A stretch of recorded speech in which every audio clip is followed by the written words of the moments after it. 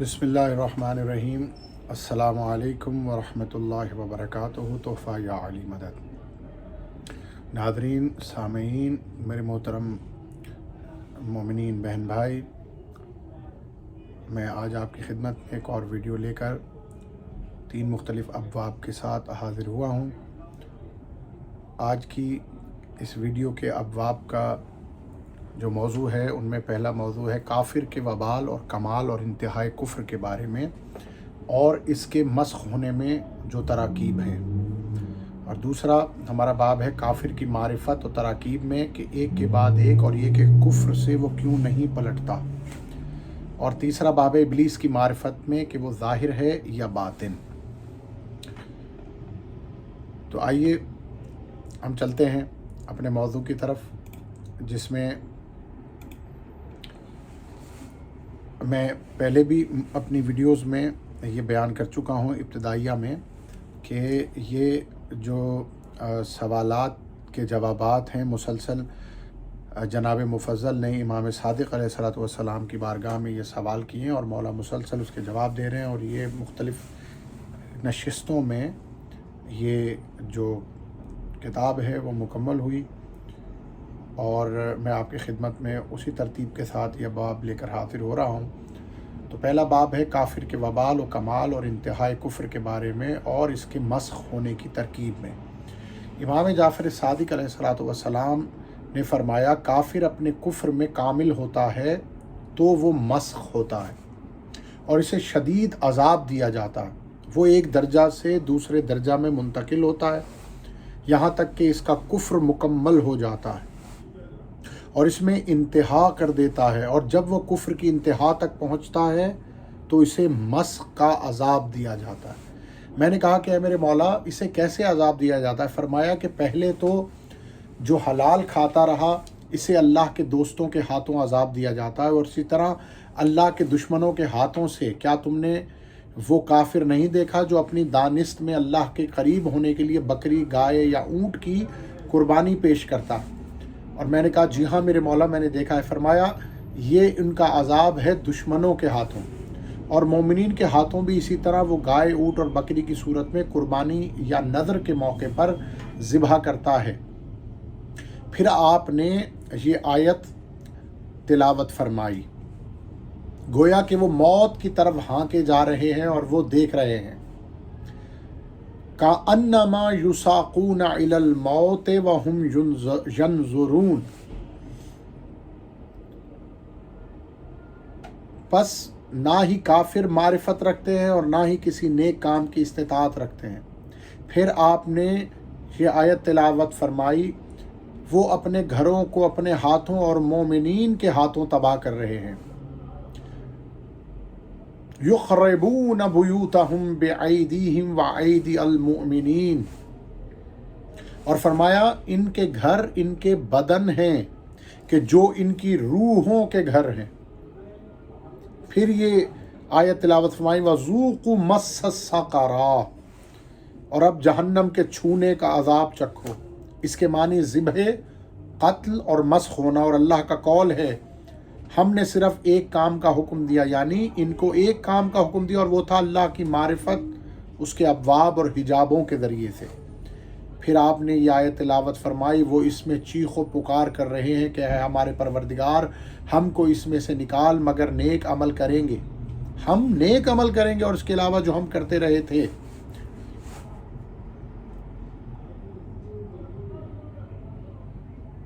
रब्बना अखरिजना नअमल सालिहन गैरल्लज़ी कुन्ना नअमलु। वो परवरदिगार से चीख चीख कर कह रहे हैं, इन बदनों के अंदर जो उनकी रूहें हैं, किसी जानवर के रूप में, किसी बकरी, गाय, ऊँट या कोई भी हलाल जानवर है, जब काफिर को मस्ख किया जाता है इन हलाल जानवरों के रूप में, तो हम तो वो आवाज़ नहीं सुन रहे, लेकिन अल्लाह रब्बुल इज़्ज़त जिसने उन्हें ये अज़ाब दिया है वो इनकी आवाज़ों को सुन रहा है। और वो कुरान की आयत की सूरत में वो बयान किया कि वो कह रहे हैं, परवरदिगार चीख चीख कर कह रहे हैं, हमारे परवरदिगार हमको इसमें से निकाल, हम नेक अमल करेंगे इसके अलावा जो हम करते रहे थे। यानी वो कहते हैं कि हमारे रब, हमें इन मस्ख बदनों से निकाल, इसे अज़ाब से निकाल ताकि हम नेक अमल करें। اور مومن 7 بندنوں میں ہوتا ہے، وہ حق کی طرف لوٹتا ہے، اور کافر نصیحت حاصل نہیں کرتے کہ جیسے مومن نصیحت حاصل کرتا ہے۔ اگر وہ اپنی سرکشی و بہتان سے پلٹ آئیں تو اللہ ان کے اعمال قبول کرتا ہے، مگر وہ صرف سرکشی میں ہی بڑھے جاتے ہیں۔ پس ان کے پاس ڈرانے والا آتا ہے اور انہیں دردناک عذاب کا خوف دلاتا ہے، اور ظالموں کا کوئی مددگار نہیں۔ میں نے کہا اے میرے مولا اس کا مطلب کیا ہے کہ تمہارے پاس ڈرانے والا آیا ہے؟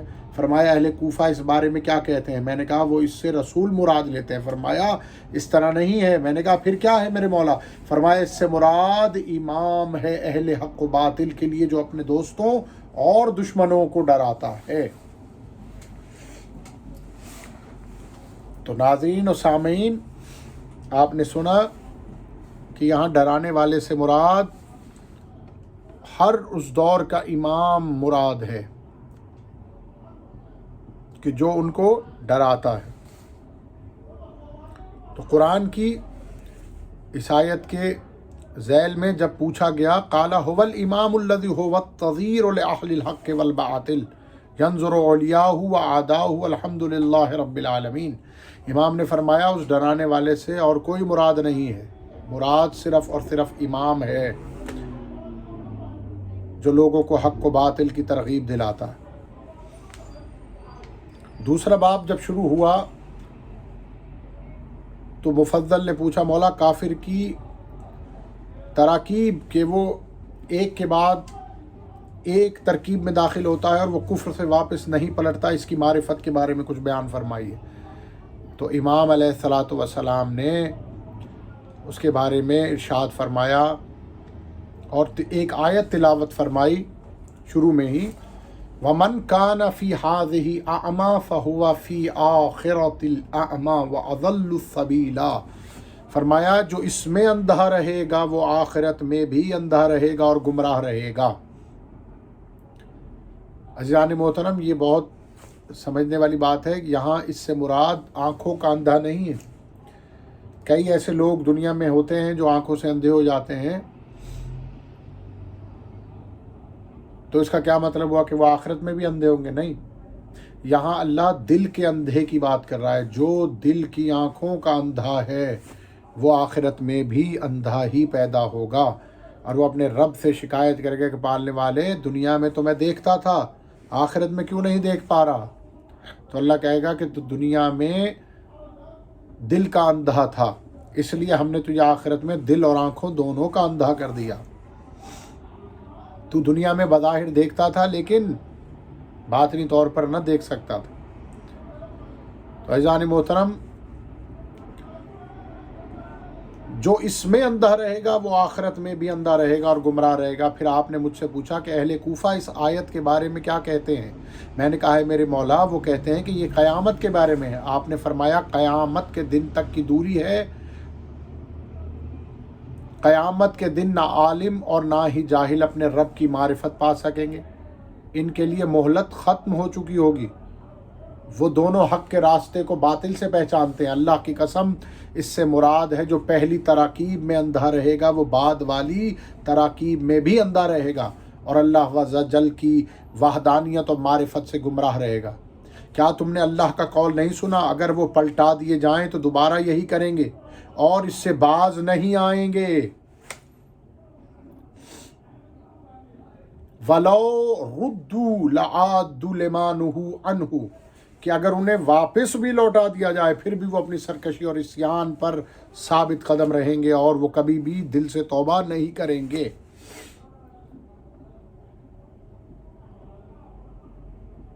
مومن کو اللہ نے توفیق دی ہے، وہ معرفت کا راستہ کبھی نہیں چھوڑتا، اور کافر اپنی جہالت پر ہی رہتا ہے، نہ وہ سمجھتا ہے اور نہ دیکھتا ہے نہ سنتا ہے، جس طرح اللہ نے فرمایا کہ وہ گونگے بہرے اور اندھے ہیں، ثم بکم عمی فہم لا یرجعون، کہ وہ کبھی بھی رجوع نہیں کرتے اللہ کی بارگاہ میں، کیونکہ وہ بہرے ہیں، گونگے ہیں اور اندھے ہیں اور واپس نہیں لوٹتے۔ میں نے کہا اللہ عز و جل نے سچ فرمایا۔ پھر تلاوت کی، وہ صرف چوپایوں کی مانند ہیں بلکہ وہ بہت ہی گمراہ ہیں۔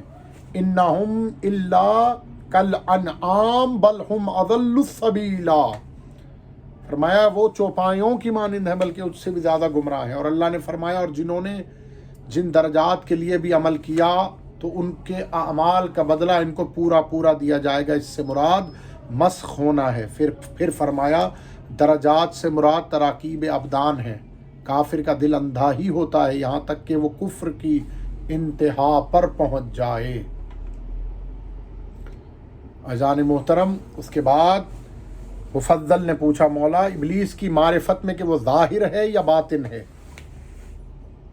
بڑے غور سے سننے والی حدیث ہے. عزیزان محترم، امام صادق علیہ الصلاۃ والسلام سے پوچھا گیا کہ کیا ابلیس ظاہر ہے یا باطن ہے؟ آپ نے فرمایا وہ تراکیب میں ظاہر ہے اور معرفت میں باطن ہے.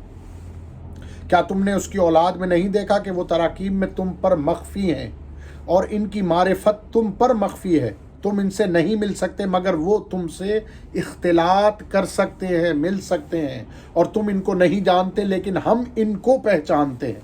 پھر آپ نے فرمایا اگر تم ان کا ٹھکانہ دیکھنا چاہو اور ان کو ان کی اصل صورتوں میں دیکھنا چاہو تو جب ہم اجبانہ کے قریب پہنچے تو مجھے یاد دلانا. مولا مکہ میں ہیں اور حج کے موسم میں مولا وہاں تشریف رکھتے ہیں، تو مولا نے اپنے صحابی سے کہا کہ تم اجبانہ کے قریب جب ہم پہنچے تو مجھے یاد دلانا.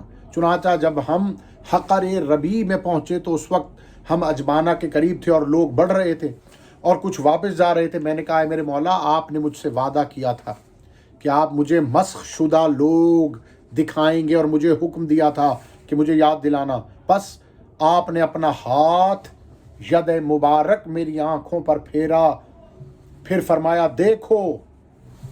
میں نے لوگوں کی طرف دیکھا تو ان میں سے اکثر کتے، بندر، خنزیر اور لومڑیاں تھے. میں نے کہا میرے مولا یہ کون ہیں؟ آپ نے فرمایا یہ ابلیس کی اولاد ہے جو لوگوں میں گھل مل گئے ہیں، یہ مسخ شدہ ہیں. میں نے کہا کہ پاک ہے وہ اللہ سبحانہ. پھر آپ نے فرمایا کیا تم ان میں سے کسی کو جانتے ہو؟ میں نے کہا میں تو مولا ان کو مسخ شدہ دیکھ رہا ہوں. فرمایا یہ مسخ شدہ ہیں اور بظاہر یہ بڑے نیکوکار ہیں اور اے مفضل تیرے اصحاب ہیں. میں نے کہا انا للہ و انا الیہ راجعون، ان کے لیے اف ہے، ان پر تف ہے. پھر فرمایا مفضل اپنی آنکھیں بند کرو. میں نے اپنی آنکھیں بند کی تو آپ نے اپنا ید مبارک پھر میرے چہرے پہ پھیرا اور فرمایا اب ان کو دیکھو. میں نے دیکھا تو پھر مجھے انسان دکھائی دینے لگے. پھر مجھ سے ایک آدمی ملا تو میں نے امام سے پوچھا میرے مولا یہ جن ہے یا انسان یا پھر شیطان؟ فرمایا یہ انسان ہے کہ جو اللہ کی معرفت رکھتے ہیں اور اس کی توحید کی معرفت رکھتے ہیں اور اس کے اولیاء اور اس کے ابواب کی معرفت رکھتے ہیں. میں نے کہا میرے مولا جن کون ہیں؟ فرمایا جو انسانوں کے جسم میں چھپ جاتے ہیں اور ان کا نام جن ان کے چھپ جانے کے سبب سے ہی ہے. میں نے کہا کہ شیاطین کون ہیں؟ فرمایا جو مسخ شدہ ہیں اور ان کو ابدان مسخ شدہ میں رکھا گیا ہے. عزیزان محترم، انسان جو اصلی صورت میں اور باطنی صورت میں، یعنی اگر اللہ کسی کی باطنی آنکھ کھول دے اور وہ کسی شخص کو دیکھے اور وہ اپنے اسی پیکر میں نظر آئے جس پیکر میں وہ ان آنکھوں سے نظر آتا ہے، تو سمجھ لیجئے وہ واقعی سچا انسان ہے جس کا عقیدہ اللہ پر، رسالت ماں پر، رسول خدا صلی اللہ علیہ وآلہ وسلم اور ان کی آل پاک پر اور ائمہ طاہرین کی ولایت مطلقہ پر کامل ہے. اور اگر کوئی ایسا شخص نظر آتا ہے جو بظاہر جس کا حلیہ انسان جیسا، لیکن اگر دل کی آنکھ سے دیکھا جائے تو وہ کسی نہ کسی جانور کی شبیہ نظر آئے، تو اس کا مطلب ہے کہ وہ جن ہے جو بظاہر تو انسان کی شکل میں لیکن باطنی اس کی تصویر دوسری ہے. لیکن اگر کوئی انسان آپ کو یہ جانور نظر آتے ہیں اور ان کی باطنی صورت بھی جانور جیسی ہے تو یہ ہے وہ شیاطین.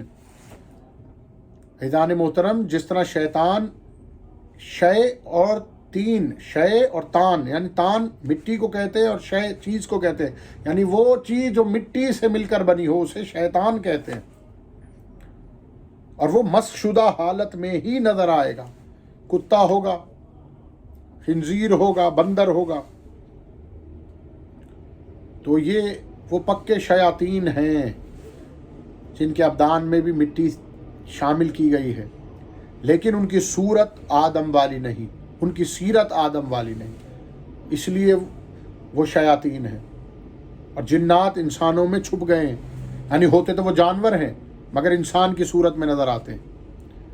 اور سچا انسان، اچھا انسان وہی ہے کہ جس کی شکل، صورت اور سیرت تمام انسانوں جیسی ہی ہو، اس کا باطن بھی انسانی ہو اور ظاہر بھی انسانی ہو، اور اس کی پہچان صرف اور صرف ایمان سے ہوتی ہے۔